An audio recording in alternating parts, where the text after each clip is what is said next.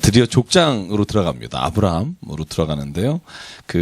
지난 1장부터 11장까지는 제가 원 역사라고 해서, 하나님께서 세상을 창조하시고, 그리고 4가지 사건이 성경에 기록되어 있다고 했죠.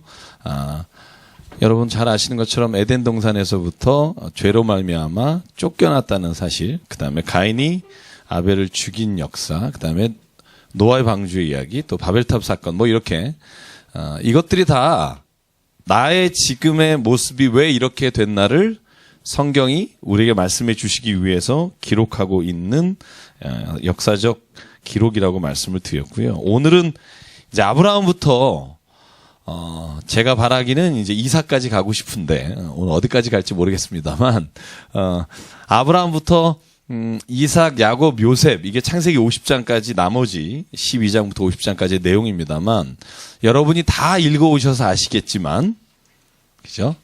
찔리시는 분 없으시라고 믿고요. 다 읽어오셔서 아시겠지만 아브라함의 이야기를 이해한다는 건 앞으로 일어나는 모든 사람에 대한 이야기를 이해할 수 있는, 어떻게 보면 패러다임을 우리한테 제공해 줄 수 있다고 봅니다. 그래서 아브라함에게 첫 번째 부르시고 그를 어떻게 인도하시는가를 보면 우리가 성경의 다른 인물들도 어떻게 인도하실 걸 생각하게 되고 우리도 어떻게 인도하실지에 대한 약속이 들어있다는 걸 보게 되고요. 제가 지도를 먼저 보여드릴게요. 나중에 보면서 하기 힘들어서 제가 지난주에 말씀드린 대로요. 여기 유프라테스하고 티그리스, 그죠? 이걸 우리가 메소포타미아라고 그랬죠. 메소포타미아의 뜻이 뭐라 그랬죠? 메소가 일주일 지났는데. 그죠? 사이란 뜻이고, 포타미아가 두 강, 그죠? 그래서 강 사이. 그래서 이 메소포타미아 지역인데요. 우르는 여기입니다. 끝. 그래서 우르에서 하란까지가 1000km라고 지난주에 말씀을 드렸어요. 굉장히 먼 길입니다. 부산 왕복하고도 더 가야 되는. 그래서 이 우르에서부터 하란까지, 아브라함의 아버지 이름이 데라인데요. 아버지와 함께 떠난 사람이 나홀입니다. 그죠? 아브라함입니다. 아들 셋이 있었는데 하나가 하란이었는데 죽었습니다. 어디에서? 우르에서. 그래서 원래는 아버지 데라가, 성경을 한번 같이 볼게요. 제가 11장입니다. 연결해서 볼게요. 11장에서 오늘 12장 넘어가는데 11장 31절 보시면 같이 한번 읽어볼까요? 32절까지 31, 32 시작. 데라가 그 아들 아브람과 데리고 갈대인의 우르를 떠나 가나안 땅으로 가고자 하더니 하란에 이르러 거기 거류하였으며 데라는 나이가 205세가 되어 하란에서 죽었더라. 아멘. 자, 우리는 보통 아브라함이 부르심을 받고 가나안 땅으로 갔다라고 말하지만 성경을 정확히 읽어보면 데라가, 아브라함의 아버지가 원래 가나안 땅으로 가려고 했다가 하란에 주저앉았더라라고 기록되어 있고요. 제가 지난주에 말씀드린 것처럼 데라가 자식을 낳은 게 70살이라고 돼 있고 아브라함이 먼저 써 있지만 원래는 하란이 형이었을 거다라는 게 신학자들의 이야기고 70년에 아들을 아브라함이든 하라든 낳기 시작해서 여러분 아브라함이 가나안 땅에 갔을 때가 몇 살이라고 돼 있죠?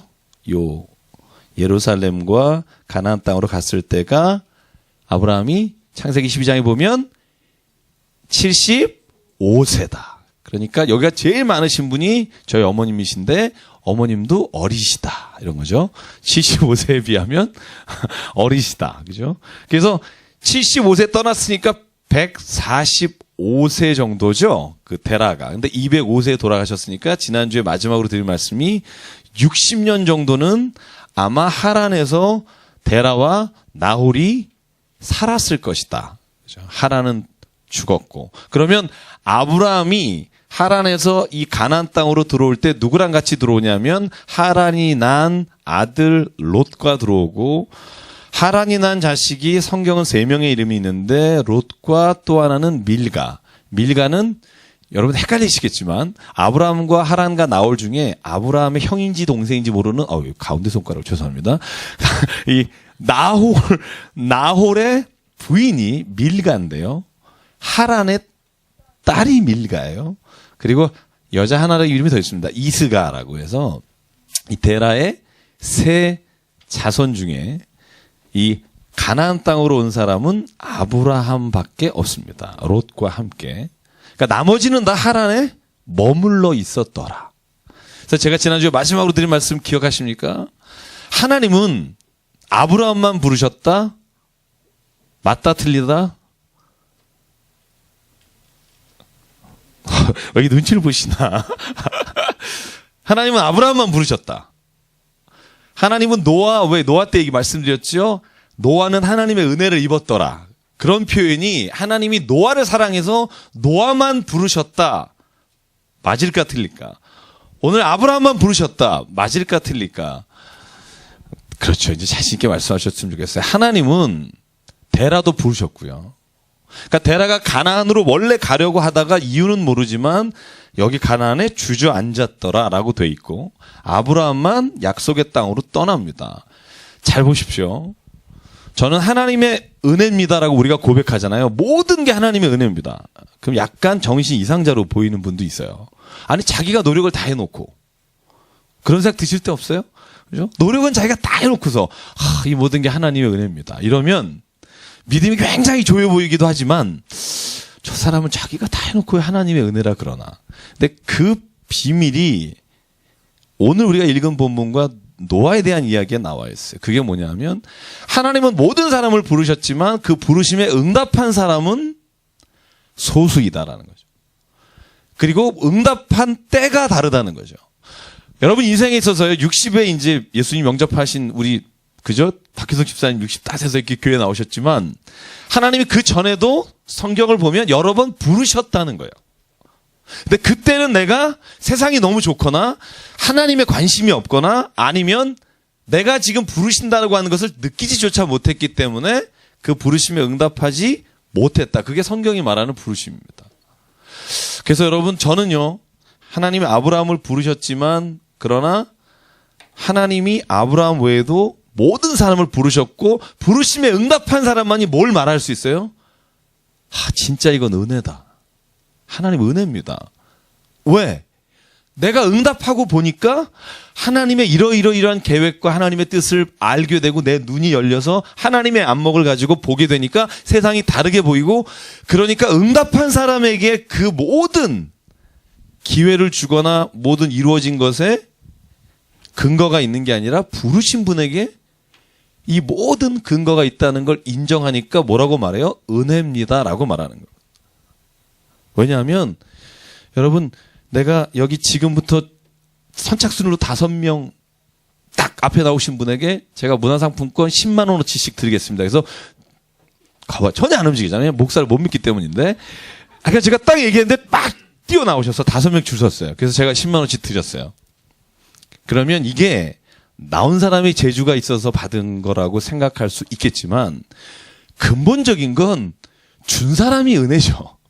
나와서 줄 쓴 거는 탈만한 여러분의 일을 하셨지만 그게 문화상품권 10만 원을 받는 모든 조건의 근거는 달려 나온 사람에게 있는 게 아니고 준 사람에게 있다는 거죠. 그러니까 왜 하나님에게 더 정말 믿음으로 가는 사람이 은혜를 체험하느냐? 가면 갈수록 내가 가까이 가면 갈수록 그리고 그 일들을 내가 체험하면서 뭘 느끼냐면 이건 진짜 하나님이 주신 거다라는 걸 깨닫기 때문에. 그래서 동일한 걸 누리며 살아도 어떤 사람은 이게 진짜 하나님이 주신 것이라고 은혜라고 내가 늘 고백하는 사람이 있는가 하면 늘 이건 내가 힘이 좋아서 내가 능력이 좋아서 했다고 말하는 사람이 있을 뿐이다. 그래서 저는 믿습니다. 하나님은 모든 사람을 부르시기를 원하십니다. 이게 바울의 말이고 이게 아모스의 말이고 예레미야의 말이고 이사야의 말입니다. 하나님은 모든 사람을 부르시기를 원한다. 그래서 오늘 아브라함을 부르셨다. 이 말은 아브라함만 부르셨다라는 말이 아니라 아브라함을 부르셨을 때 아브라함이 믿음으로 응답했다는 겁니다. 그래서 오늘 창세기 1장에 제가 1절부터 4절을 집중해서 볼 텐데요. 왜냐하면 하나님의 부르심에 응답한 사람에게 하나님이 약속하시는 축복이 있다는 거예요. 그 네 가지를 보자는 거죠. 자, 그럼 12장 1절부터 같이 읽을게요. 자, 1절부터 4절 같이 읽을게요. 자, 제가 1절, 여러분 2절 읽을게요. 여호와께서 아브라함에게 이르시되 너는 너의 고향과 친척과 아비의 집을 떠나 내가 내게 보여줄 땅으로 가라.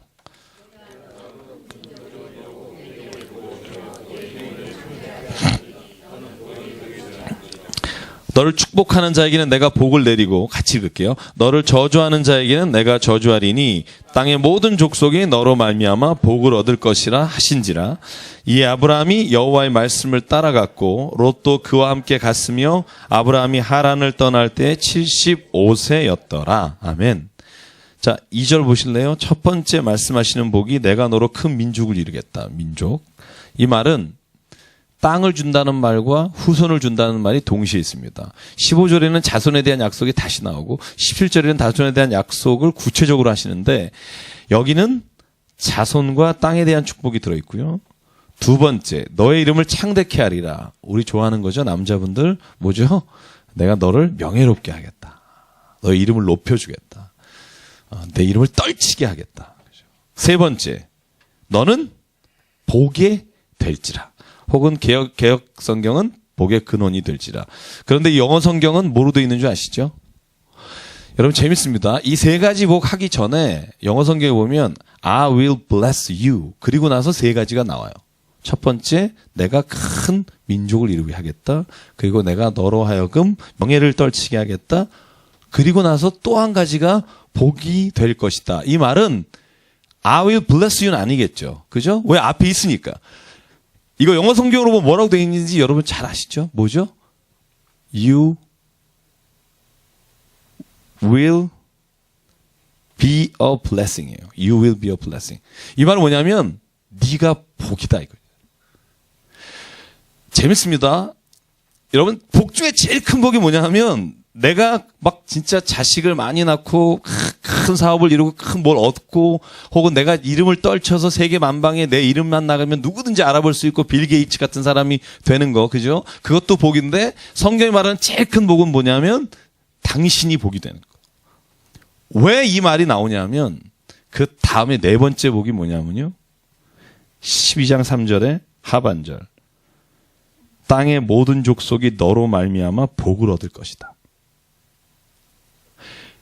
여러분 하나님의 복은요 이 네 번째까지 흘러가야 복입니다.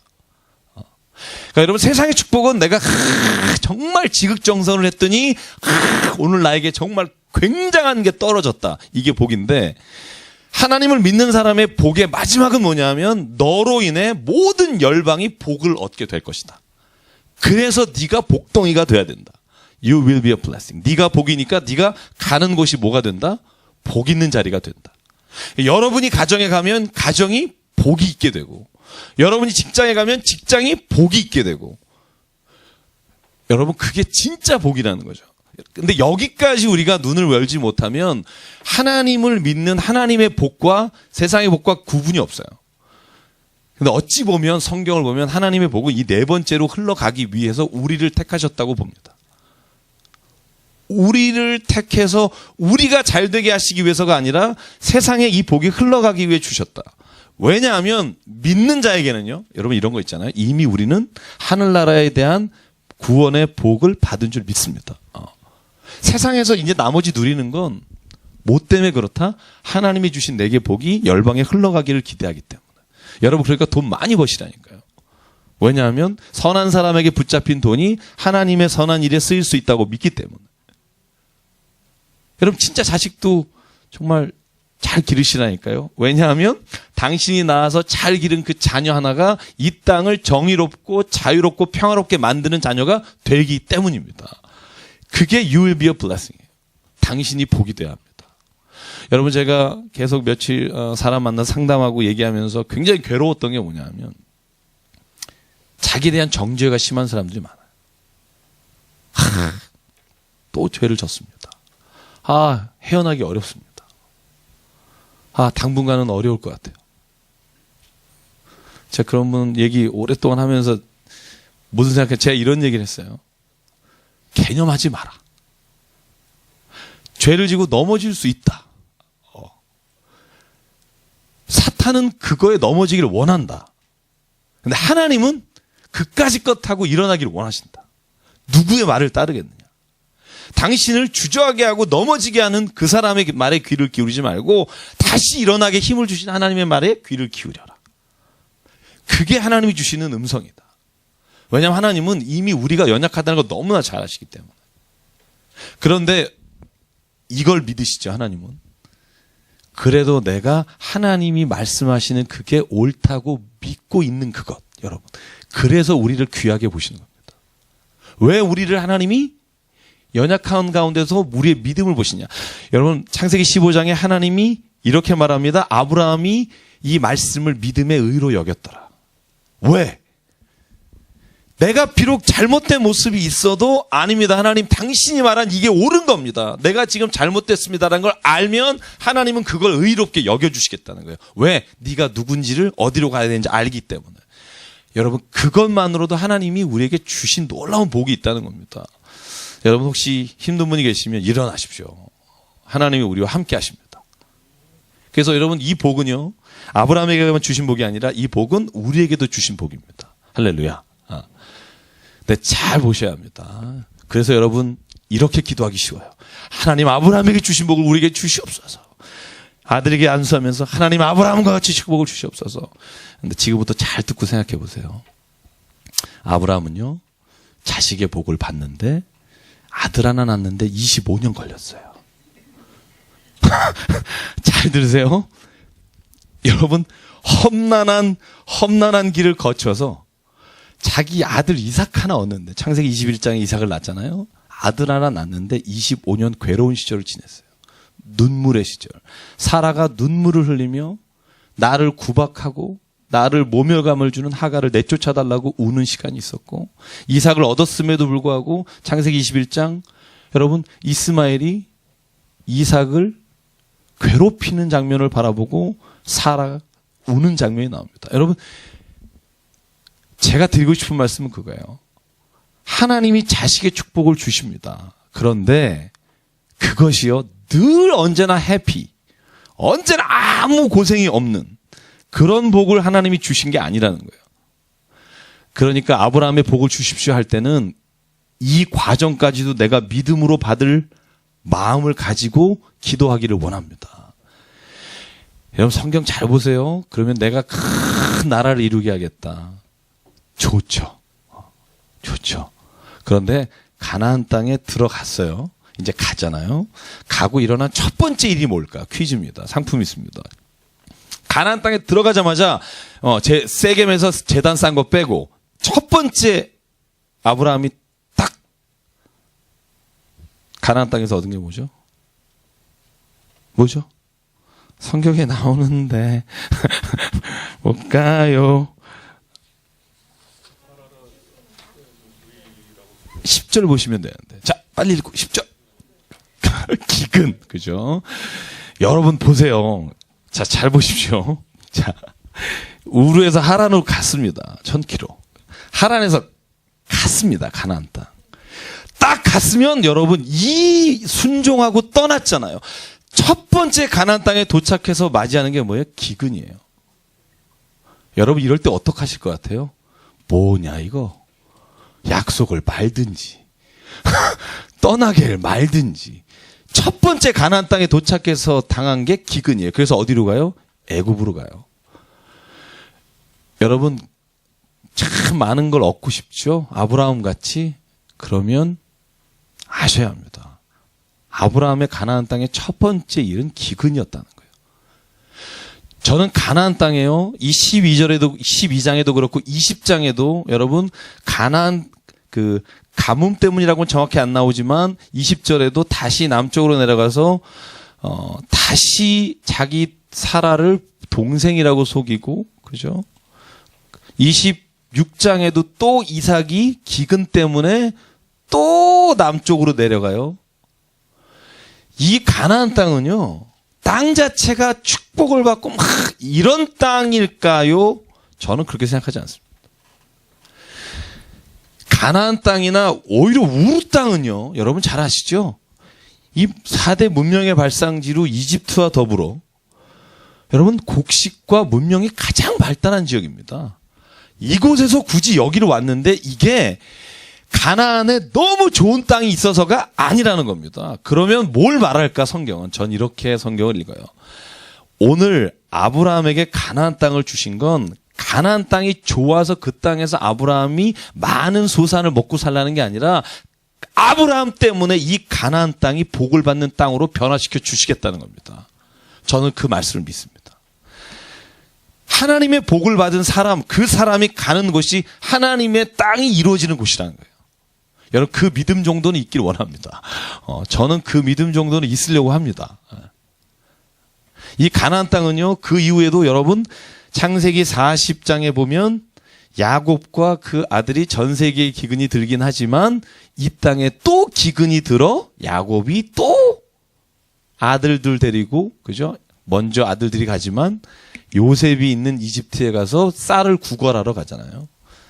이집트는 총리 대신 잘 만나서 창고마다 그닥하고, 그죠? 이 땅은 기근이 원래 잘 들어요. 왜 그런 줄 아세요? 이른 비와 늦은 비가 내리잖아요. 그리고 비가 겨울에 내리고 우리로 하면 7, 8, 9월에 비가 전혀 안 내려요. 농사짓기 참 힘든 곳입니다. 지금은 요단강에서 관계시설을 해서 전 지역에 물이 부족하지 않지만 예전에는 이 땅이 풍족한 땅이 아니었습니다. 물론 우리가 여호수아서에 보거나 여러분 그 출애굽기 마지막 부분에 보면 민수기도 마찬가지죠. 이 가나안 땅에 가서 보고 포도를 막 둘이 이고 가고 막 이런 장면 나오잖아요. 여러분 이것만 생각하신 분도 있어. 엄청나게 여기가 진짜 모든 게 다 잘 된다. 여러분 다 잘 되는 것도 있고 아닌 것도 있고요. 성경에 보면 그래서 자기가 서로 지역을 차지하려고 싸우는 부분이 얼마나 많은지 모릅니다. 제가 오늘 이 얘기를 왜 드리냐면 우리에게도 주시는 복이 이와 같다는 겁니다.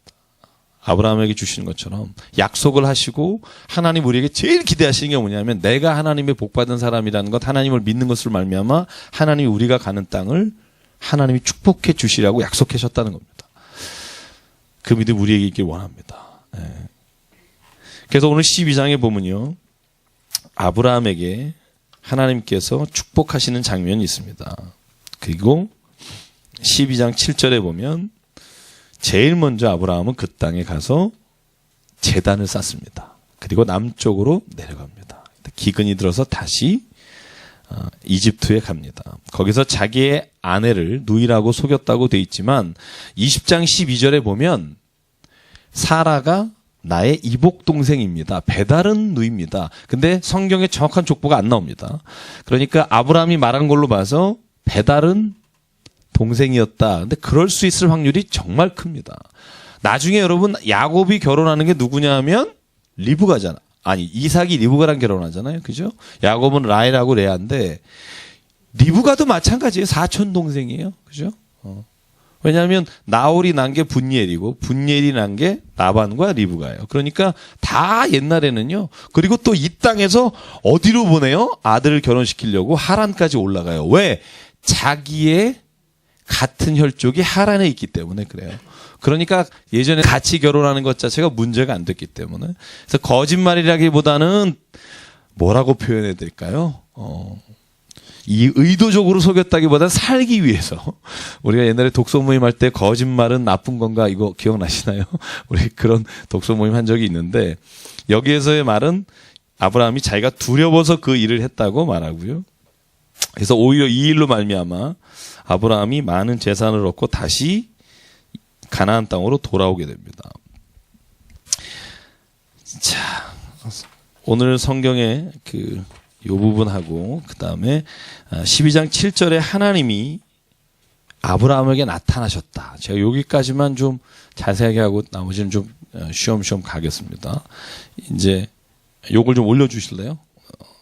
올려주셔도 될 것 같고 이따가 한 번 정도 더 지역 설명할 때만 틀어주시면 될 것 같고요.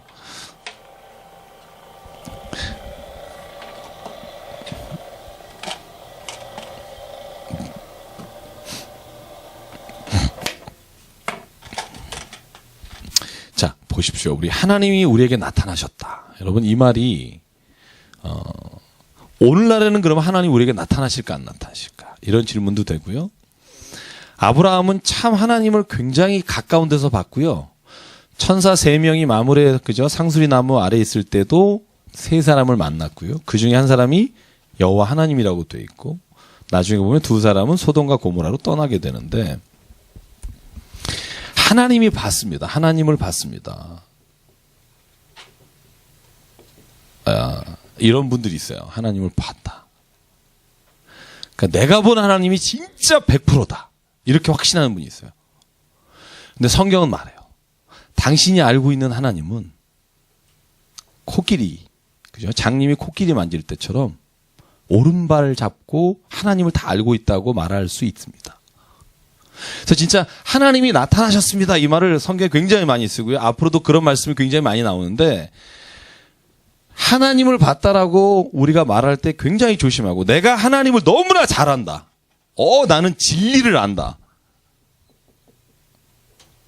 이것도 굉장히 조심해야 된다는 말이죠. 제가 왜 이런 말을 하냐면 기독교는 싸움을 참 많이 해요. 근데 뭐 때문에 싸우냐면 교리 때문에 싸워요.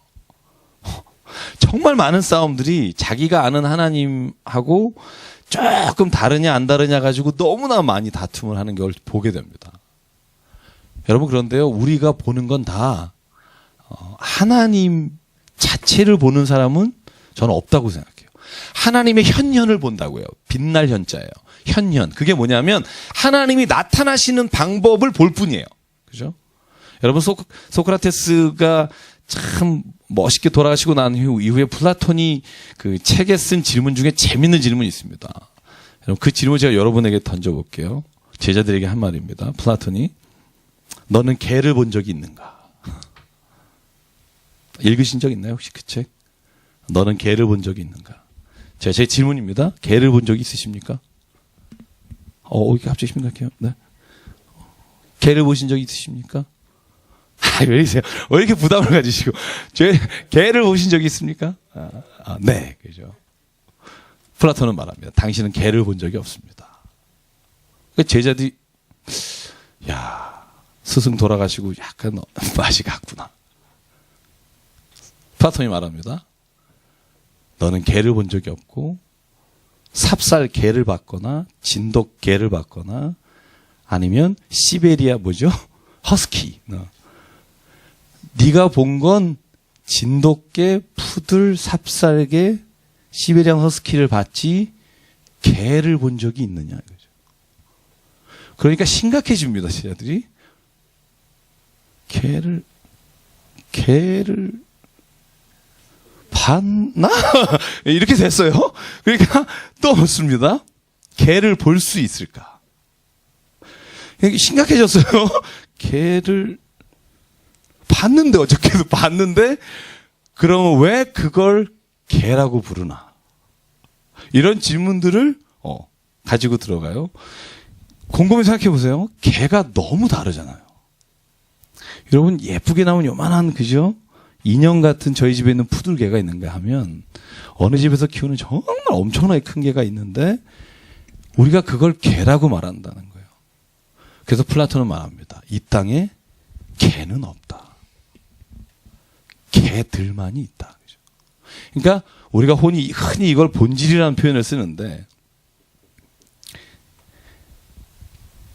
개라고 우리가 부를 수 있는 건 개라고 부를 수 있는 그 무엇이 우리가 보는 개들에게 있기 때문이다. 여러분 저는 이 말을 제가 플라톤이 쓴 책을 소크라테스의 향연이나 소크라테스라는 이름으로 플라톤이 쓴 책들이 많은데 거기에 보면 전부 다 이런 질문이에요. 그래서 읽고 나면 굉장히 생각을 많이 하게 되는. 저는 하나님을 본 사람이 있는가? 제가 다시 질문합니다. 하나님을 본 사람은 없으되. 이게 성경이 말하는 거예요. 왜 이런 말을 할까? 하나님을 봤다고 생각하지만 하나님이 드러내신 것을 본 거예요. 그러니까 내가 본 하나님하고 여러분이 본 하나님의 모습이 조금씩 다를 수 있어요. 그런데 그 안에 하나님의 본질이 계시다고 믿어요. 왜? 우리가 하나님을 기도 가운데 체험하고 하나님의 이름을 부르다 체험하고 하나님의 말씀을 보다 체험합니다. 오늘 성경을 읽다가 집중하십시오. 창세기 16장 그리고 창세기 21장 이런 말씀 중에 22장에 특별히 뭐가 나오냐면 하갈이 하나님의 이름을 부르매 아브라함이 하나님의 이름을 부르매 하나님이 그에게 나타나셨다. 그래서 저는 우리가 성경 공부를 하면 할수록 교만해지거나 좁아지거나 내가 아는 게 다라고 생각하는 성경 공부를 여러분이 어디에서 누가 하고 있다면 가지 마십시오. 저는 그래서 얼마나 많은 사람들이 제가 성경 공부 창세기부터 통독하는 데를 많이 들어가 보는데요. 정말 듣기 힘든 데가 있어요. 자기가 100%라는 거죠. 성경 외에는 100%가 없습니다. 자기가 말하고 있는 것. 전기철이도 제가 보고 있는 하나님을 제가 성경을 읽으면서 느끼고 나누고 여러분이 그거에 자극을 받아서 여러분의 하나님을 만나기를 원합니다.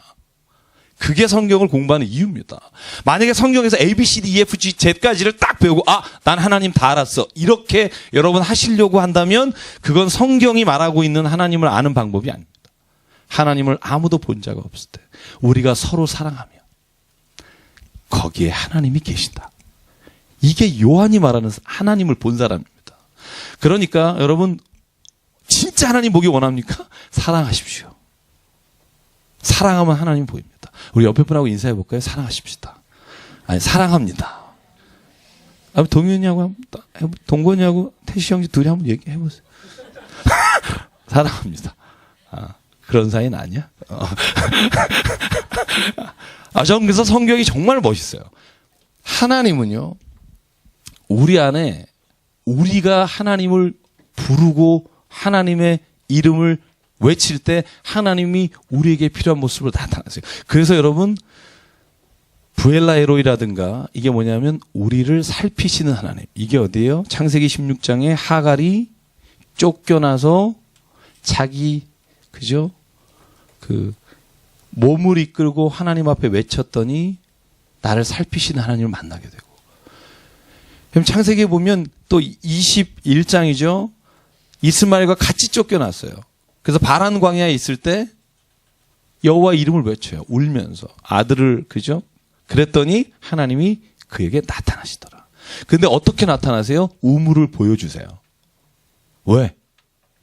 그녀가 지금 광야의 한가운데 물이 떨어져 가고 있으니까. 그죠? 그래서 보면 하나님이 나타나시는 건요, 우리에게 필요하신 모습을 하나님 우리에게 나타나 주신다는 겁니다. 저와 여러분에게 그런 하나님의 체험이 매일 있기를 원합니다. 진짜 매일 하나님의 이름을 부르면 나타나십니다. 자, 그러면 넘어가겠습니다. 어디까지 넘어가느냐. 창세기 13장 갈게요. 창세기 13장은요, 이제 롯과 아브라함이 기로에 서 있습니다. 성경책 보지 마시고 절 보세요. 어차피 집에서 읽어오셨고 지금 봐봤자 보이지도 않고 제가 읽지는 데만 읽읍시다. 네. 자, 아브라함하고 롯이 이집트에 갔다 올라왔습니다. 올라와서 보니까 참 거기서 얻은 양과 소로 너무나 열심히 일해서 너무나 양과 소와 종들이 많아졌습니다. 그러니까 아브라함이 말합니다. 우리 이제 갈라서자. 이제는 우리가 한 군데 있을 수 없다. 지도를 좀 내려줄래요? 그때 아브라함이 롯을 데리고 산에 올라가는데 어딘지 나오지 않습니다만 여러분 이야기 듣는다고 생각하십시오. 제가 스토리텔링이라는 그 전공을 했기 때문에 그냥 이야기 듣는다 생각하시는 게 성경보다 훨씬 더 좋으실 거예요. 산에 어디 이거 말고 2번 사진 보실래요? 보면 이 사해라고 하지만 성경은 여매라고 나옵니다. 그죠? 데드시가 아니고. 그래서 이 여매를 중심으로 해서 요단 동편과 서편이라고 불러요. 그죠? 이 요단 동편을 롯이 눈을 크게 뜨고 보니까 와, 이뻐. 그래서 롯은 주저하지 않고 이쪽을 주십시오. 그러니까 아브라함이 뭐라 그러냐면 네가 좌하면 내가 우하고. 그래서 아브라함이 간 곳이 요단강 서편입니다.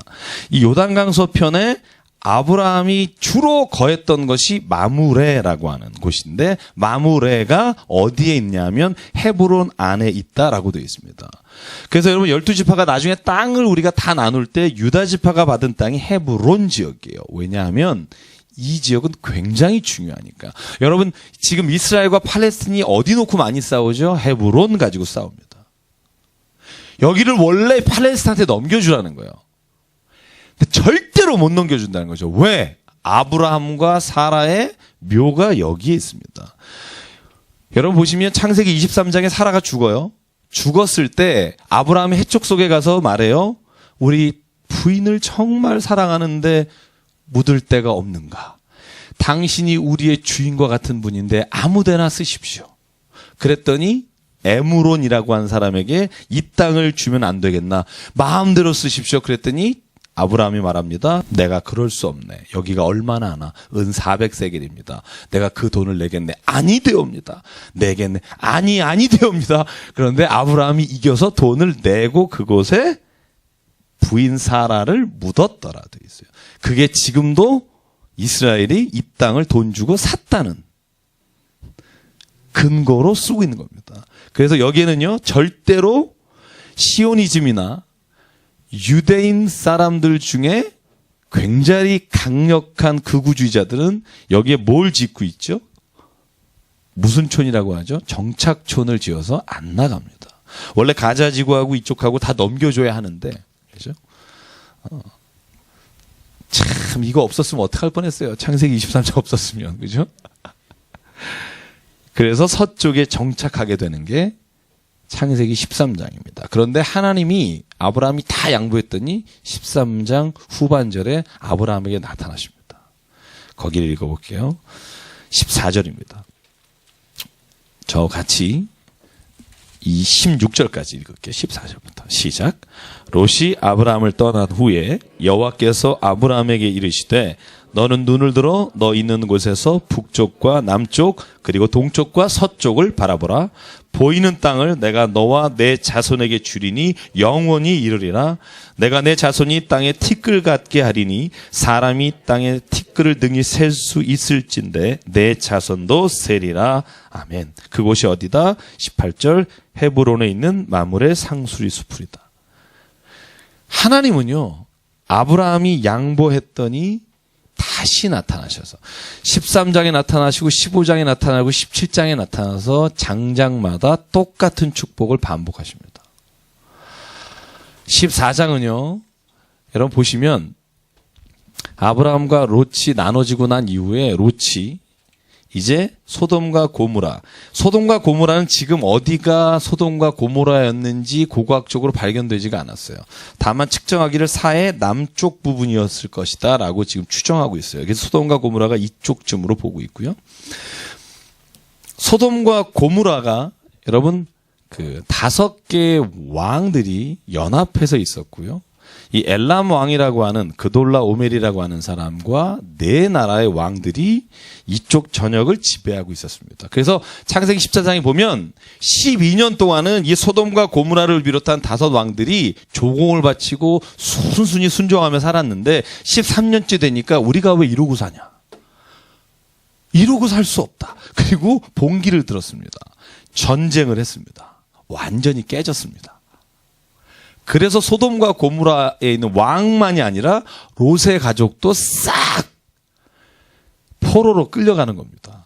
그걸 이쪽 동쪽에 있는 사람 중에 도망자가 아브라함에게 알려주니까 아브라함이 창세기 14장은 자기의 조카 롯을 구하러 달려갑니다. 그런데 재밌습니다. 훈련된 병사만 318명이다. 아브라함이 얼마나 부유해지고 있는지 보이십니까? 일꾼이 318명이 아니라 성경을 보실래요? 14장 14절입니다. 제가 시간상 다는 안 읽고 이렇게 이야기로 넘어갈게요. 훈련된 자 318명을 건드리고 단까지 쫓아갑니다. 여러분 잘 보십시오. 단이 어딥니까? 단이 어딥니까? 지금 여기서요. 단이 어디예요? 잘 보세요. 단이에요. 단입니다. 그죠? 그래서 보통 이스라엘 그럴 때 이런 표현을 써요. 단에서 부엘세바까지다. 그래서 북쪽과 남쪽의 제일 대표적인 지역이 단과 부엘세바예요. 그런데 여기까지 쫓아가서 다 소돔과 고모라의 왕과 그리고 조카 롯의 모든 포로들과 짐승들을 데리고 내려옵니다. 여기서 저는 한 가지 읽다가 이번에 은혜를 새롭게 받은 게 뭐냐면 아브라함은요, 소돔 왕도 몰라요. 고모라도 관심 없어요. 나머지 세 왕국 이름 저도 못 외우는데 아브라함도 별 관심 없어요. 근데 단까지 쫓아가는 이유는 단 하나입니다. 누구 때문에? 롯 때문에. 저는 이게 우리를 바라보시는 하나님이라고 생각해요. 우리는 모든 사람이 하나님께서 부르시고 하나님이 오늘도 은혜를 주신다고 믿지만 하나님의 뜻에 순종하고 하나님의 말씀대로 살아가는 사람, 그 한 사람을 하나님이 보시면 그 사람 때문에라도 하나님은 소돔과 고모라의 모든 왕들을 하나님이 구원하시고 이끌어 가신다. 저는 이 믿음의 원칙이 있다고 믿습니다. 내가 주님 앞에 서 있으면 나 때문에 하나님이 우리와 함께 있는 사람들을 구하러 오실 줄 믿습니다. 여러분, 이게 믿음이라는 거예요. 나중에 창세기 18장에 보면 아브라함이 하나님과 딜하는 장면이 있어요. 창세기 18장에 뭐라고 딜하냐면, 하나님 그래도 소돔과 고모라의 의인 50명 있으면 적게 망하게 하긴 좀 그렇지 않습니까? 그러니까 40명, 45명, 40명에서 6번 딜을 하잖아요. 왜 소돔과 고모라를 살려달라 그래요? 롯 때문이고요. 나중에 19장에 롯과 자녀들이 딸 둘과 도망 나왔을 때 성경 이렇게 말합니다. 하나님이 아브라함 때문에 롯을 살려주셨더라. 창세기 19장에 정확히 나오는 표현입니다. 아브라함 때문에 롯을 살려주셨다. 저는 이게 믿음의 법칙이라고 생각하고요. 저는 이게 믿는 사람들이 우리가 갖고 있을 확신이어야 된다고 생각해요.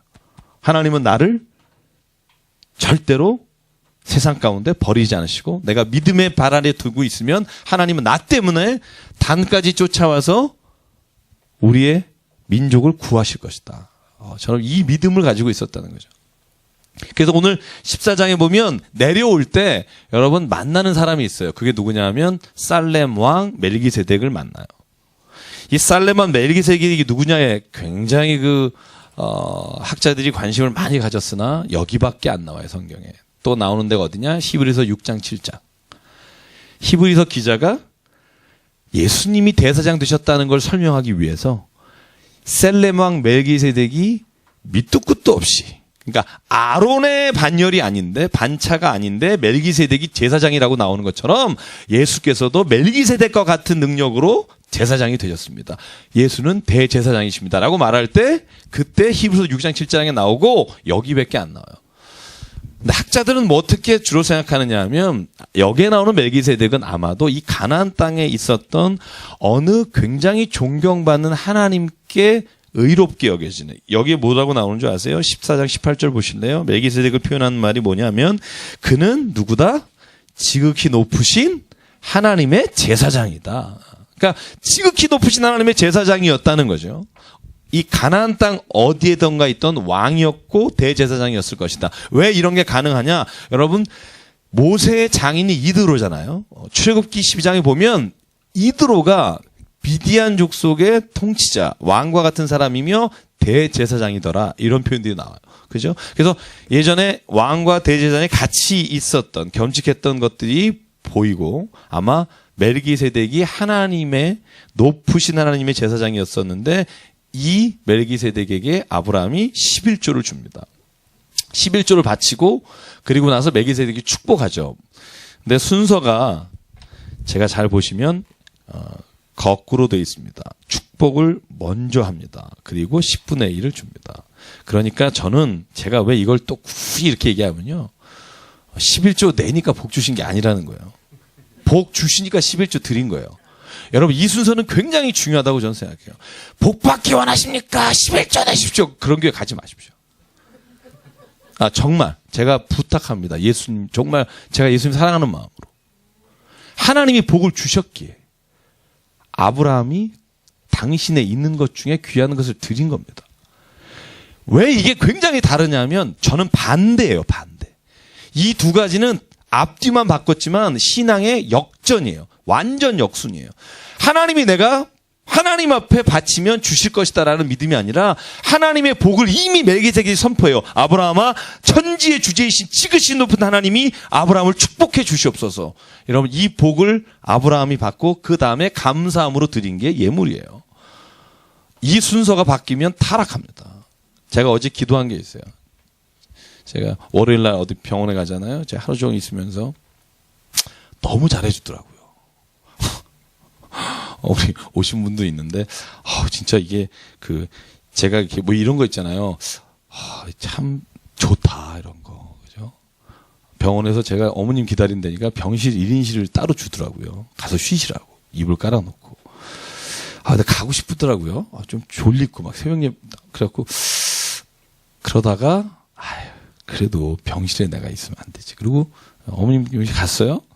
가서 이제 계속 앉아 있는데 점심을 먹으러 그랬는데 미안하잖아요. 병원인데. 그래서 됐습니다. 그랬더니 병실을 또 간호사 분이 또 음식을 차려서 다 내려오셨어요. 그래서 제 걸 따로 또 반찬을 더해가지고 이렇게 주시더라고요. 그리고 키만 주시면 다 차를 해놓겠다 그래요. 그때 제가 정말 그저 신앙 고백입니다. 그때 기도가 나오더라고요. 하나님, 제가 이것을 편하게 받지 않게 해주십시오. 왜냐하면 그것이 편해지고 당연하다고 느껴지면 내가 또 누군가에게 이러지 대접을 못 받았을 때 섭섭할 수 있고, 그게 마치 내가 하나님과 가까우면 이럴 수 있다는 생각이 잡히면 우리는 타락할 수밖에 없습니다. 그리고 벌떡 일어났습니다. 제 고백입니다. 저는 이 11조도 마찬가지고요. 우리가 목사나 장로나 직분자가 늘 이런 위험에 있을 수 있다는 겁니다. 근데 하나님은요, 우리를 세우신 이유는 우리가 그런 대접을 받기 위해 세우신 게 아니라 하나님의 사랑과 은혜를 나누라고 자리에 주셨다고 저는 믿습니다. 그러니까 내가 멈추거나 아니면 내가 정말 그 자리에 있고 싶은 욕심이 생겼을 때는 자리에서 내려오라는 겁니다. 그게 예수가 하신 말씀이에요. 내가 한 말이 아닙니다. 내가 정말 원하는데 네가 상석에 먼저 앉지 말고 말석에 가서 앉아라. 그러면 사람들이 너에게 왜 여기 앉아 계셨습니까? 하고 너에게 말할 것이다. 네가 무슨 일을 할 때 남에게 대접받으려 하지 말고 남을 먼저 대접해라. 그러면 그 남을 대접하는 그것이 곧 하나님께서 너에게 하시고 싶은 일이다라는 걸 깨달아라. 여러분, 저는 그래서요, 우리가 교회 안에서 하나님 안에 일을 감당한다는 건 두려운 겁니다.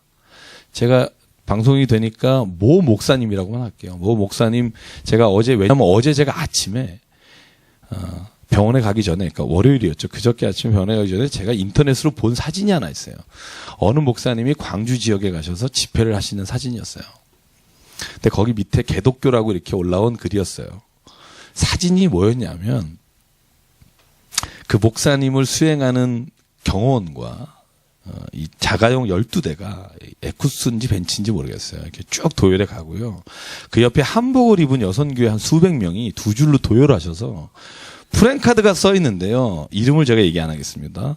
어느 목사님 이곳에 오셔주셔서 감사합니다. 사랑합니다. 제가 그걸 아침에 딱 보고 갔어요. 저는 뭐 그게 죄다 이런 게, 저는 하는 사람은 순수한 거예요. 하는 분은 얼마나 좋은 마음으로 하겠어요. 근데 저에게 주신 말씀이 그거였거든요. 병원 가기 전에, 해필이면 대접받기 전에 그 마음을 주신 거예요. 기철아, 이런 걸 누가 하려고 했을 때 노할 수 있는 게 믿음이다. 근데 딱 갔는데 그날 그런 거예요. 이런 거 있잖아요. 원래 큐티하고 나면 꼭 그날 열받는 일 생기고, 주님 오늘 화내지 않게 해주십시오. 그러면 왠지 막 나에게 화를 돋구는 사람들이 막 다가오는 걸 느낄 때 없으세요? 그래서 이런 생각 들죠. 큐티를 안 해야겠다. 큐티를 하니까 시험에 더 든다. 뭐 이런 생각 들잖아요. 근데 그걸 바꿔 생각해 보십시오. 큐티를 하니까 그게 보이는 겁니다. 저는 그렇게 생각해요. 큐티를 안 하면 안 보입니다. 하면 보입니다. 그래서 큐티를 하면 할수록 하나님께 가까이 가는 거고요. 그래서 저는 오늘 이 순서를 안 바꿨으면 좋겠어요. 그리고 나와 있지도 않은 순서고, 성경에. 하나님은 교회가 잘 되는 게 아니라 믿음의 사람들이 믿음으로 이 세상을 밟기를 원하신다고 저는 믿습니다. 그러니까 정말 하나님 말씀을 배우기를 원합니다. 그래서 오늘 14장 23절. 여러분, 아브라함은요, 그렇게 해놓고 오늘 소돔 왕이 당신이 우리를 구출해서 너무 고마우니까 모든 재산을 다 가지십시오. 그때 아브라함이 한 말입니다. 같이 읽을게요. 시작. 내 말이 내가 아브라함으로 치부하게 하였다 할까 하여 내게 속한 것은 실 한 오락이나 들매끌 한 가닥도 내가 가지지 아니하리라. 아멘. 단호합니다. 네가 나에게 주고 나서 나의 것으로 아브라함이 부를 쌓다라고 말하지 않게 하겠다. 나는 하나님의 약속을 믿는다. 여러분, 이게 우리 믿는 사람들의 자신감이고 하나님의 능력 안에 사는 것이라고 생각하고요. 자, 15장으로 넘어갑니다. 15장은요, 여러분, 아브라함이 진짜 하나님과 독대하는 장면입니다. 그때 하나님이 아브라함에게 나타나셨을 때 아브라함이 우는 장면이 나옵니다. 이건 제가 혼자 하는 말이에요. 떼쓰는 장면, 약간 하나님 왜 이런 장면. 15장 2절입니다. 같이 읽을게요. 시작. 아브라함이 이르되 주 여호와여 무엇을 내게 주시려 하나이까 나는 자식이 없사오니 나의 상속자는 이 다메섹 사람 엘리에셀이니이다. 이거 하나님한테 투정하는 거죠. 그죠? 준다고 약속해 놓고 아유, 뭐 하나님 이렇게 나한테 얘기 많이 하시는데 내가 뭐 하겠습니까? 자식도 없는 놈이. 이런 거죠. 뭐 자식 없으니까 다마스커스에서 온 엘리에셀을 뭐 내 그냥 하나님 주신 거로 생각할게요. 그죠? 나중에 더 재밌습니다. 99세가 나타나서 하나님이 17장에 또 약속하십니다. 진짜다 아브라함아, 네가 아들을 낳은 걸 내가 축복할 거다. 그랬더니 아브라함이 그때 재밌는 말 합니다. 그러니까 알았어요. 그냥 이스마엘이나 축복해 주십시오. 여러분, 이 단어가 똑같이 나옵니다. 재밌어요. 아브라함도 삐졌다. 이게 은혜 받는 거죠. 그죠? 나도 삐질 수 있다. 그죠? 여러분도 하나님을 삐질 수 있다. 그죠? 그런데 하나님께서부터 어깨로부터 벗어나지만 마라.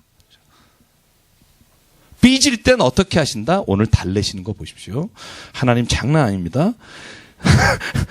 자, 그러니까 데리고 나가요. 4절입니다. 4절 15절 4절 5절 같이 읽을게요. 시작. 여호와의 말씀이 그에게 임하여 이르시되 그 사람이 내 생속자가 아니라 내 몸에서 날 자가 내 상속자가 되리라 하시고 그를 이끌고 밖으로 나가 이르시되 하늘을 우러러 뭇별을 셀 수 있나 보라. 또 그에게 이르시되 내 자손이 이와 같으리라. 다음 한 절 더. 아브라함이 여호와를 믿으니 여호와께서 이를 그의 의로 여기시고. 아멘. 그죠? 한 거 아무것도 없어요. 그죠? 아브라함은요, 하나님께 진짜 한 거 아무것도 없어요. 그냥 너에게서 날 거라니까 그때 아브라함 마음에 확신이 든 겁니다. 하나님이 주실 것이다. 그걸 아신 하나님 말합니다. 네가 믿니? 내가 너를 의롭다고 말할게. 여러분, 할례는 창세기 17장에 한다니까요. 할례 때문에 의롭다고 말하신 거 아니고요. 자식 바친 건 창세기 22장이라니까요. 이삭을 바친 것 때문에 의롭다 하신 게 아니고 믿은 거 하나 보시고 하나님이 칭찬하시고 의롭다 여기시고. 여러분, 나이가 99세가 되셔가지고 아브라함이 막 괴로울 때 17장에 또 나타나십니다. 그때 재밌는 말이 나와요. 창세기 17장. 하나님이 네가 난다니까 그랬더니 아브라함이 이렇게 성경이 기록합니다. 아브라함이 그 말을 듣고 웃더라. 그러니까 웃지 마라. 응? 난다. 18장 보니까 새 천사가 나타나서 장막 밖에서 음식을 송아지를 대접받고 네 부인이 어딨냐? 그러니까 장막 안에 있습니다. 야, 네 부인이 애를 낳을 거다. 아유, 우리 부인이 90살입니다. 그럴 때 사라가 장막 안에서 웃더라. 그러니까 천사가 알고 사라에게 말하죠. 네가 웃었느니라. 사라가 말합니다. 안 웃었거든요. 여러분, 성경 진짜 재밌잖아요. 그죠? 그걸 그대로 써놨어요. 그리고 창세기 21장 아들을 낳자마자 사라의 고백이 뭡니까? 하나님은 오늘 나를 웃게 하셨다. 내가 웃게 하셨으니 나의 주변에 있는 모든 자가 나 때문에 웃게 되리라. 그러니까 삐져서 하나님 앞에 하나님, 여러분 이것도 들으시고 그 마음도 아시지만 왜 하나님은 너에게 민족을 줄 것이다 라고 약속하시고 25년의 시간을 주셨을까? 저는 창세기 22장을 읽을 때 깨달은 게 있어요. 뭐냐 하면 하나님은 이렇게 아브라함에게 말해요. 아브라함아, 네가 하나밖에 없는 네 독자 아들 이삭을 미련 없이 내게 바쳤으니 내가 오늘 너가 나를 경외하는 것을 이제야 알겠노라.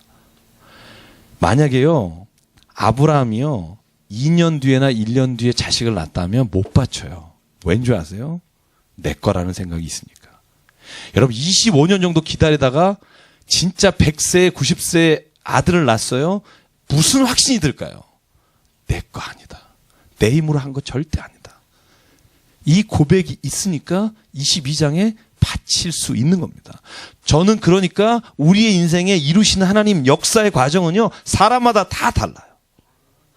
그 과정이 나에게 무엇을 주느냐는 하나님 앞에 순종하고 깨닫는 사람마다 달라요. 그래서 우리가 믿음으로 살아갈 때 진짜 믿음 안에서 바라봐야 될 것을 보시길 바랍니다. 그게 오늘 보라는 거예요. 그래서 15장에요. 하나님이 그렇게 보여주시고 난 다음에 15장 8절 아브라함이 묻습니다. 내가 이 땅을 수요로 받을 것을 좀 알려주십시오. 증거를 주십시오. 여러분, 이 증거 달란 말 성경에 꽤 나와요. 기드온도 그래요.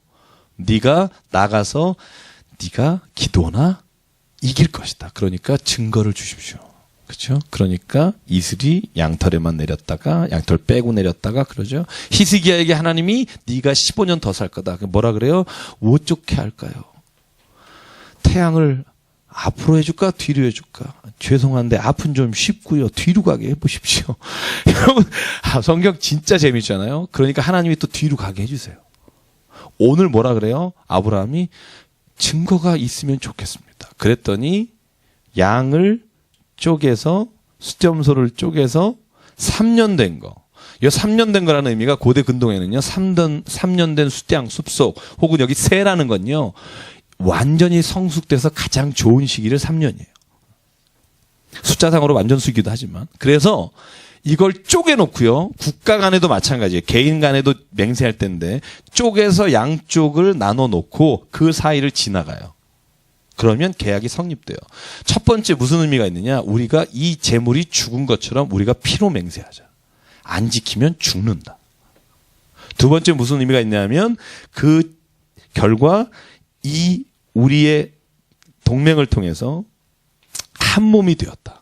우리가 반반씩이고 결국은 하나다. 그런 의미로 동맹을 하는데 오늘 하나님하고 아브라함이 언약의 동맹을 하는 겁니다. 그게 10절입니다. 중간을 쪼개고 쪼갠 것을 마주한다. 11절과 17절이 이집트로 노예 갈 것이라는 예언의 말씀이 여기 중간에 삽입이 되어 있습니다. 여러분, 이 성경은 모세가 썼죠. 모세는 이미 그걸 경험하고 있죠. 그러니까 이 얘기를 들을 때 얼마나 마음에 와닿았을까요? 그러니까 좀 자세하게 쓸 수 있었겠죠. 4대에 걸쳐서. 한 대가 100년으로 봐요. 보통. 그때는. 그죠? 아브라함이 175세까지 살았으니까 그러니까 100년씩 4대에 걸쳐서 네가 이집트의 노예가 될 것이다. 그러나 네 후손들은 가나안 땅으로 다시 갈 것이다. 이걸 모세가 쓰면서 무슨 생각이 들었을까요? 아직 모세는 가나안 땅에 못 들어갔죠. 그러면 광야에서 이 말을 하나님의 말씀을 기록하면서 무슨 생각이 들까요? 하나님은 반드시 우리를 그곳으로 인도하실 것이다. 그죠? 지금은 광야에 있지만 아브라함에게 약속하셨다. 네 자식이 돌아올 것이다. 16절. 4대 만에 이 땅으로 돌아오리니. 그죠? 그 약속을 믿은 겁니다. 하나님께서 가나안 땅에 이제 이스라엘 민족 살게 안 하시고 미국으로 갔다가 거기서 다시 돌아오시게 하시는 이유가 뭘까? 여기에는 뭐라고 나와 있냐면 아모리 족속의 죄악이 아직 관영치 않았다. 이렇게 표현이 되어 있는데 이 말은 뭐냐면 이 지역에 아모리라고 하는 족속과 블레셋과 참 많은 족속이 살죠. 근데 아모리라는 대표적인 이름이 이 땅에 있는 사람들을 말하고요. 이 땅에 있는 사람들이 지금 하나님의 이 말씀을 그대로 말하면 노아의 시대랑 똑같아요. 노아 시대에 뭐라고 표현합니까? 이 땅에 죄가 관영한지라 꽉 찼다. 근데 오늘은 반대로 말해요. 아직 아모리 족속의 죄가 꽉 차지 않아서 너를 통해 이 땅을 주고자 하지 않는다. 네가 400년 후에 이 아모리 땅에 죄가 관영할 때 와서 하나님의 이름으로 내가 너를 사용해서 이 땅의 사람들을 다 몰아낼 것이다. 이게 하나님이 보시는 역사의 방법이죠. 그죠? 나중에 또 이스라엘이 죄가 관영하게 되니까 마지막에 남유다 북 나눠져서 나중에 어디에게 망해요? 바벨로니아에게 완전히 멸망하는데 성경이 뭐라고 말해요? 이스라엘의 죄가 관영한지라 하나님이 바벨로니아를 통해 이스라엘을 멸하셨더라. 그러니까 우리는 세상의 전쟁을 보면 이렇게 보잖아요. 쟤는 화력이 좋아서 이겼다. 그죠? 여러분 2차 대전 정말 재밌는 거 아시죠? 여러분 역사 보면 너무 웃긴 게 많은데 독일이 폴란드부터 점령하잖아요. 바로 옆에 있잖아요. 그죠? 폴란드를 점령할 때 기갑 대대가 들어가요. 기갑. 그죠? 기갑이라고 하면 여러분 포와 장갑차 쫙 들어가는데 폴란드는 어떤 사람이 나와서 전쟁하는 줄 아세요? 기마병이 나와요. 칼 차고 기마병 200명 쫙 전쟁! 그런데 기갑부대가 포를 쏴요. 다 죽었죠. 이건 전쟁이 아니에요. 뭐죠? 이건 사륙이에요. 이와 똑같은 게 우리나라에 있었어요. 1890년 정도겠죠. 여러분 동학혁명 아시죠? 그죠? 최재우, 최시영 그죠? 동학혁명 때 50만 명이 모여서 동학전쟁이라는 거 소위 이제 했잖아요. 여러분 그때 역사를 읽어보면 너무 웃긴 게 뭐냐면요. 관군은 15,000명이고 동학군은 50만 명이에요. 여러분 우리가 사무엘 상을 배워보면 같이 나가면 너무 재밌는 장면 있잖아요. 블레셋은 다 철기를 들고 있는데 이스라엘의 칼든 자는 사울과 요나단밖에 없더라. 나머지는 다 곡괭이 이런 거 들고 나온 거죠. 동학혁명 때 50만 명 중에 40만 명이 다 유부녀하고 다 들고 나왔는데 모두 빨래방망이 막 이러니까 40만 명 집에 돌려보냈어요. 10만 명 남았어요. 그 사람들 그나마 제대로 들고 온 거예요. 그때 기록에 의하면 제가 정확한 기억은 아닙니다만 여러분 그 폭약 탁 해서 총 쏘는 거죠. 탁 해서 화약 붙여가지고 탁 쏘는 거. 그죠? 그거 200대, 200개, 200문이라고 하나요? 그리고 나머지 사람들은 다 칼하고 이런 거 들고 나온 거죠. 그런데 관군이라고 하는 일본군이겠죠? 그죠? 관군들이 뭘 하고 있었냐면 기관총, 대포. 죽은 사람이 40만 가까이, 아니야, 10만 가까이 다 죽었고요. 관군은요, 3명 죽고 10명 부상당했고요. 사륙입니다. 근데 전쟁은 뭐라고 말해요, 우리가? 무기가 참 이러니까 졌다. 그죠? 그런 표현 쓰죠. 근데 성경은요, 뭐라고 말하냐면, 그건 우리가 보는 것이고, 그것도 일견 맞아요. 성경은 그런 게 틀리다고 말하지 않아요. 근데 그 심층을 보면, 하나님은 우리는 보지 못하지만, 하나님이 이끌어가신 역사의 방향이 있다는 거예요. 죄가 관영한 것을 하나님은 우리는 모르지만, 하나님이 죄가 관영한 것을 이와 같이 이스라엘마저도 쓸어보신다는 거예요. 선택된 백성은 죄에 저도 살려주신다가 아니에요. 성경 보십시오. 이스라엘은 2000년 동안 땅이 없잖아요. 딴 데보다 더 심해요. 그죠? 그러니까 저는 역사를 읽을 때 그런데 이걸 조심하셔야 돼요. 어디 가가지고 야, 너 네가 이렇게 사니까 네 집안 꼴이 이렇게 되지. 이런 건 아니에요. 왜 아닌 줄 아세요? 당신이 하나님의 눈으로 모든 걸 볼 수 있다고 생각하는 건 굉장히 위험하다는 거예요. 그래서 이건 누구에게 적용하라고 제가 늘 말씀하죠. 자기가 자기를 볼 때 적용하라는 거예요. 그리고 진짜 믿음으로 내가 하나님이 너무너무 이게 보여서 말하게 하시면 진짜 기도하는 마음으로 찾아가서 눈물로 같이 아픔을 나누라는 거예요. 그냥 서서 거봐 아들 새끼 왜 아픈 줄 알아 이러지 말라는 거예요. 그건 하나님이 하시겠다는 거예요. 성경이 뭐라고 말해요? 원수 갚는 것은 내게 있으니 네가 갚지 마라. 너는 아니다. 너는 다만 사랑하라. 내가 갚겠다. 여러분 이게 성경이 말하는 하나님이 우리에게 주시는 하나님의 일과 우리의 일을 나누라는 거예요. 이걸 나누지 않을 때 무슨 일이 생겨요? 우리가 세상에서 대접받고 우리가 하나님의 영광은 다 차지하고 말로만 이 모든 영광을 하나님께 돌립니다. 말로만. 그죠? 그거 하지 말라는 거예요.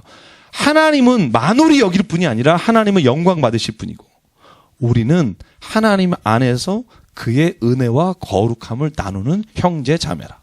이게 하나님이 보시는 이 땅을 향한 것이고 오늘 25장까지 간다 그랬죠? 넘어갈게요. 16장입니다. 16장은 하나님의 약속을 기다리다 못해 보십시오 그냥 저를 이제는 그죠? 기다리다 못해서 사라가 아브라함에게 말합니다. 여긴 아닌 개벼.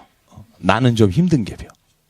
그러니까 우리 종 중에 튼실하고 아주 애기 잘나게 생긴 하갈이 있는데 하갈의 방에 들어가서 애를 낳아. 그러니까 아브라함이 뭐라고 말도 못하고 들어가서 아기를 낳습니다. 그랬더니 그날부터 이 하갈이 사라를 멸시해요.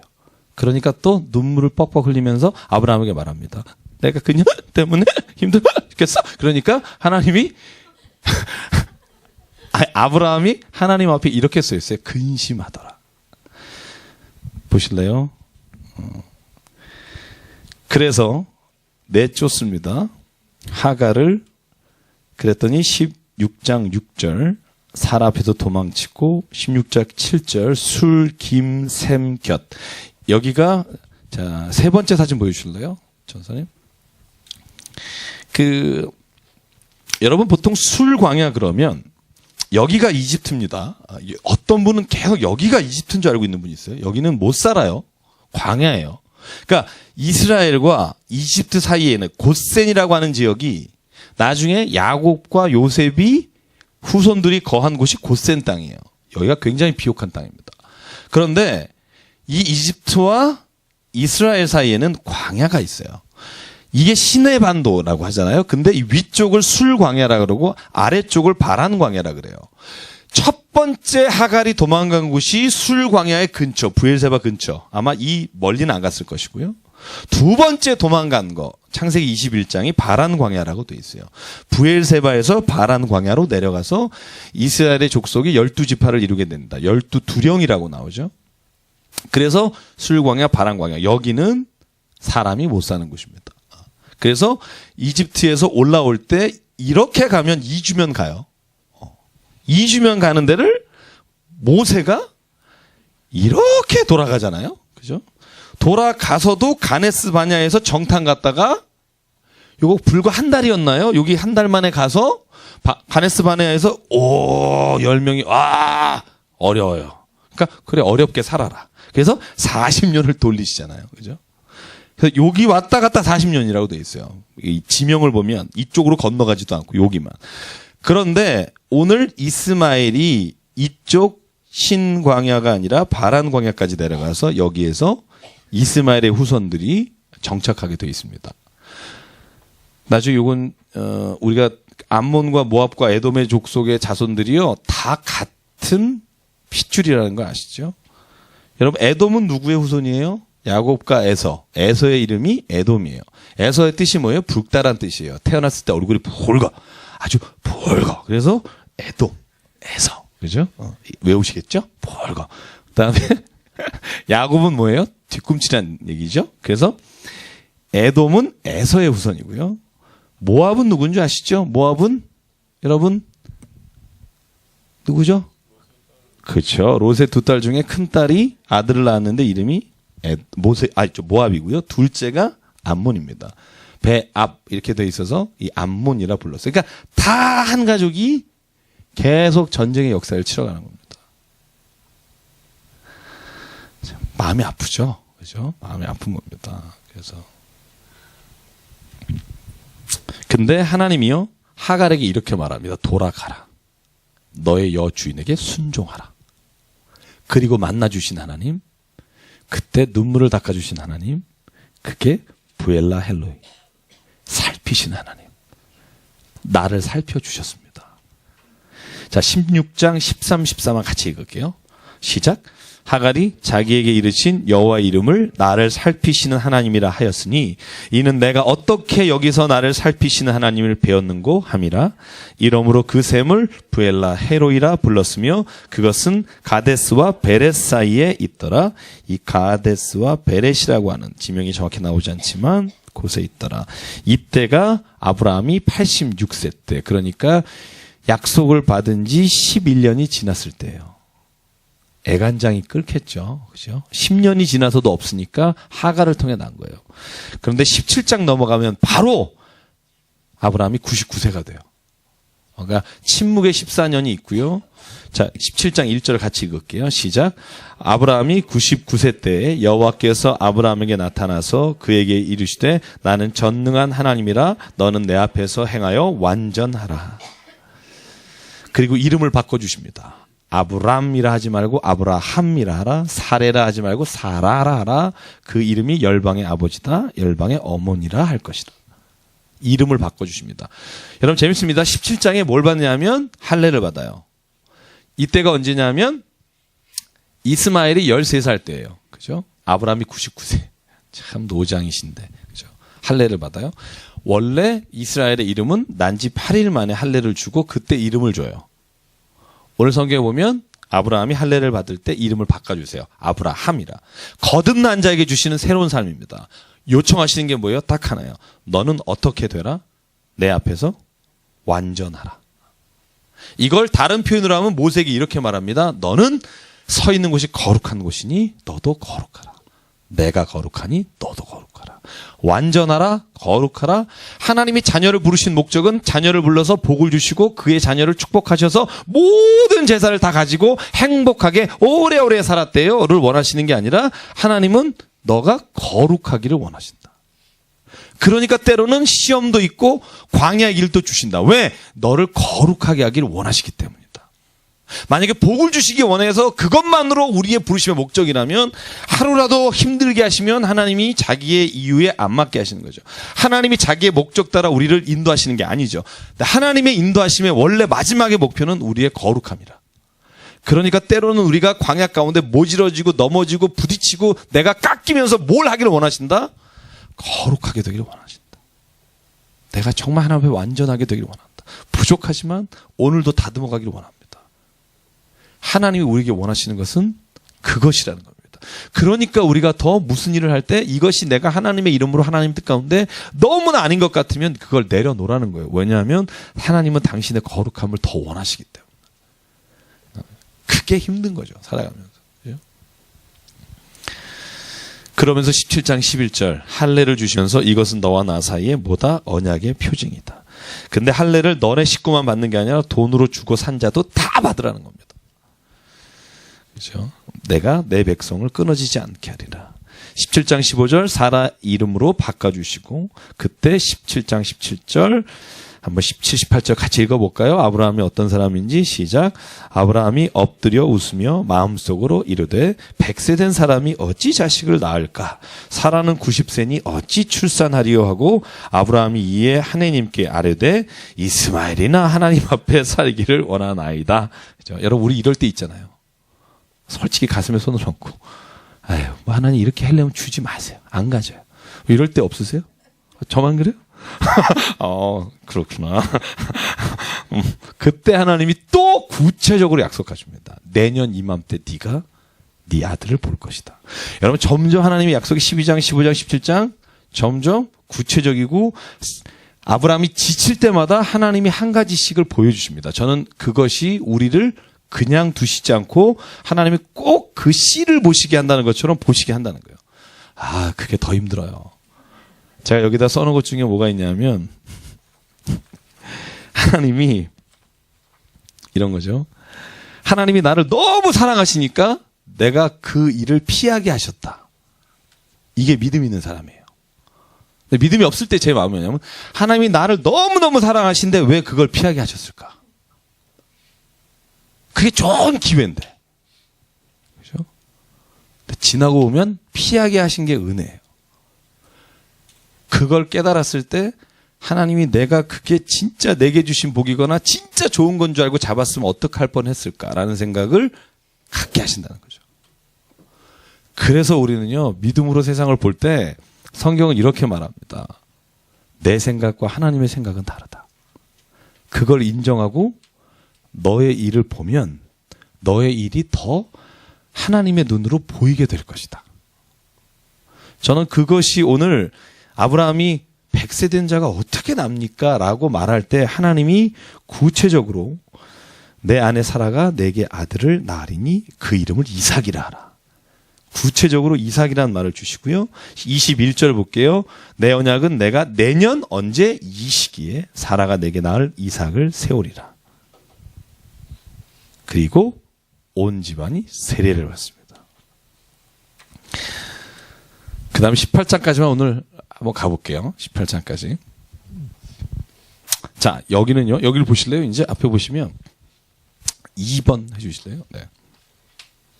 그 마물의 상수리 아래 천사 3명이 옵니다. 제가 이것까지만 하면 뒤에 읽으시는데 한 번 더 읽으시면 굉장히 도움이 되실 거예요. 왜냐하면 롯이 있는 소돔과 고모라에 하나님의 이 아브라함의 기도가 이 뒤에 있고 19장에 드디어 소돔과 고모라가 망하게 되고요. 그렇죠?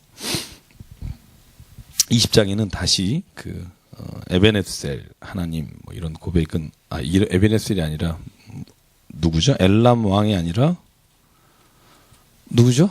20장에 나오는 왕 이름이 아비멜렉의 이야기가 20장에 나옵니다. 그리고는 다시 이삭을 낳게 되는데 여기에 누가 오냐면 천사 셋이 와요. 근데 재밌습니다. 천사 셋이 지나가는데 여기 본문을 보면 아브라함이 이렇게 요청해요. 당신의 발을 씻어드리겠습니다. 발을 씻고 음식을 드십시오. 우유를 꺼내와요. 근데 그것으로 모자라니까 송아지를 잡는데 이 발 씻는 거는요. 제가 설교할 때 주일에 말씀드렸죠. 일상적인 일이에요. 왜냐하면 샌들을 신고 광야를 걸었을 때 집에 들어갈 때 발을 안 씻으면 안 돼요. 그런데 고대 근동, 특히 이 유대 시대에는요. 발 닦는 건 집안의 가장 천한 종이 하는 겁니다. 근데 오늘 아브라함이 직접 그가 발을 닦기를 요청하고 누가 닦았는지 정확히 안 나오지만 저는 아브라함이 닦았을 생각을 하고요. 예수님도 발 닦는 일을 하셨어요. 그죠? 어디서? 밥 먹을 때. 저는 이게 굉장히 은혜가 돼요. 흔한 일이에요. 발 닦는 건. 이스라엘의 발 닦는 게 무슨 뭐 굉장한 일이 아니에요. 근데 그 흔한 일상을 예수님은 거룩한 하나님의 예식으로 바꾸셨다는 거죠. 저는 그게 진짜 믿음이에요. 어디 뭐 특별한 걸 쌓아서 막 재단을 막 60m, 100m 막 이렇게 쌓아가지고 하나님 이걸 받으시옵소라는 것보다 하나님이 더 기뻐하시는 게 뭐냐? 네 밥 먹는 자리. 네가 오늘도 굴르는 자리. 누구와 함께 얘기하는 자리. 그 자리가 하나님의 거룩하신 자리가 되기를 원하시는 거죠. 그러니까 아브라함에게 발 닦기를 원했다.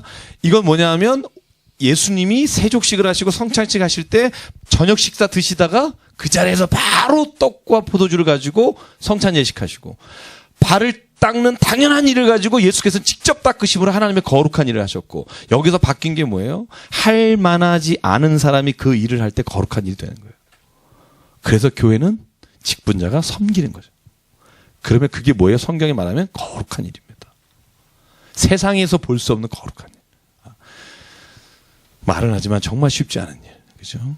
저도 계속 말만 했으면 좋은 일. 그죠? 18장 9절부터 나옵니다. 사라가 어디 있느냐? 장막 안에 있습니다. 아들을 낳을 것이다. 그랬더니 18장 11절. 나는 지금 생리도 끝나고 다 끝났습니다. 그리고 12절부터 14절까지 같이 읽을게요. 시작. 사라가 속으로 웃고 이르되 내가 노쇠하였고 내 주인도 늙었으니 내게 무슨 즐거움이 있으리요? 여호와께서 아브라함에게 이르시되 사라가 왜 웃으며 이르기를 내가 늙었거늘 어떻게 아들을 낳으리요 하느냐? 여호와께 능하지 못한 일이 있겠느냐? 기한이 이를 때에 내가 내게로 돌아오리니 사라에게 아들이 있으리라. 한 절 더. 사라가 두려워서 부인하며 이르되 내가 웃지 아니하였나? 이르시되 아니다 네가 웃었느니라. 그죠? 티격태격. 그죠? 하나님과 가끔 티격태격. 그죠? 이 웃음은요 아주 하나님을 무시하는 웃음이 아닐 거예요. 제가 여기다 쓴 건 뭐예요? 겸연쩍은 웃음. 굉장히 부끄러운 웃음. 이 나이에 내가. 그죠? 근데 하나님이 하시는 말씀 정말 제가 이 말씀에 은혜 받았습니다. 여호와께서는 능하시 못한 일이 있겠느냐. 이 믿음이 있는 우리는 행복한 사람입니다. 세상에 주어진 것이 아니라 우리가 믿음의 눈으로 볼 수 있기 때문에. 16절 이하에 보면 재밌습니다. 하나님은 아브라함에게 더 자세한 얘기를 하려고 남아요. 그리고 두 천사는 19장에 나오는 것처럼 소돔과 고모라로 넘어가요. 그래서 19장 1절에 보면 이렇게 되어 있어요. 두 천사가 롯에게 이르렀다. 그죠? 한 천사 어디 있느냐? 여기 있어요. 뭐 하고 있느냐? 지금 아브라함하고 딜하고 있어요. 자, 16, 17절만 제가 읽을게요. 그 사람들이 거기서 일어나 소돔으로 갔어요. 두 천사는. 아브라함은 그들을 전송했어요. 그때 여호와께서 이르시되 내가 하려는 것을 아브라함에게 숨기겠느냐? 그러면서 아브라함아 네가 강대한 일을 이루게 될 것이다. 그리고 소돔과 고모라에 하나님의 심판이 이를 것이다. 그러니까 아브라함이 이제 딜을 합니다. 6번. 50, 45, 40, 30, 20, 10. 근데 소돔과 고모라 멸망한 이유는 의인 한 명이 없었기 때문이다. 그죠? 여러분 이런 마지막 질문 드리고 마칠게요. 9시인데요. 하나님과 기도하면서 딜하는 것은 정당한가 정당하지 않은가? 제가 키르케르가 쓴 공포와 전율이라는 책의 제목이 다 이렇다고 그랬죠. 그죠? 그 책 한 권이 다 뭐라고 그랬죠? 창세기 21장입니다. 창세기 21장에 대해 질문이 굉장히 많은데 질문이 이런 겁니다. 아브라함이 아들을 하나님의 제물로 바친 게 정당한가 정당하지 않은가? 챕터 2. 아브라함이 이삭을 바칠 때 아내 사레에게 말하지 않은 것은 정당한가 정당하지 않은가. 챕터 3. 뭐 이렇게 쭉 나가요. 제가 여러분에게 똑같이 질문할게요. 하나님께 기도할 때 이렇게 딜하는 것이 정당한가 정당하지 않은가. 성경적으로 봤을 때 어떻게 생각하세요? 그냥 편안하게. 여러분 이런다고 쇠고랑 안 차요. 뭐 이러다 경찰 출동을 합니다. 그냥 우리의 그냥 아름다운 약속이에요. 어떻게 될까? 이거 보니까요, 그죠? 약간 용기가 생기죠? 뭐,